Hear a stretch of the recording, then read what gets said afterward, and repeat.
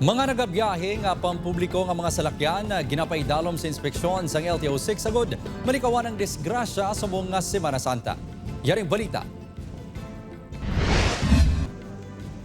Nagaulat sang bus ang pamilya nga ini sa terminal sa Barangay Camaligharo, Iloilo City kay Inasangaga. Halin pa sa Manila, nagdesisyon ang pamilya nga magpauli sa Rojas City para sa Semana Santa. Magsimba, magpangamuyo, bakasyon. Makadto man kami maligo kami sa mga beach, sa baybay. Ang pamilya ni Josephine, pila lang sa madamo nga mga pasahero nga magapauli sa probinsya subong nga Holy Week.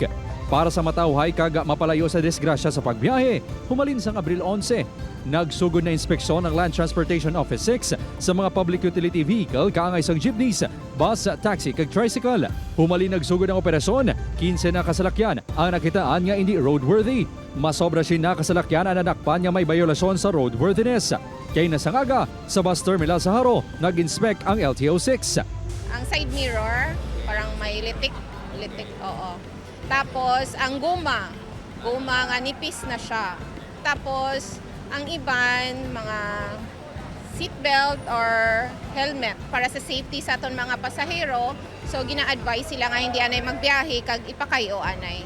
Ginapahanumduman sa otoridad ng mga driver sa pag-obserbar sang Dr. Blowbagsy, isa ka road safety checklist. Antes maglakat, dapat sakyero ng driver's license kag rehistro, lakip man ang battery, suga, oil, tubig, preno, hangin, gas, manibela kag kaugalingon.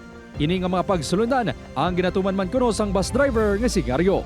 Para safety ang amon nga pasahero kag amon nga pagtrabaho kiman.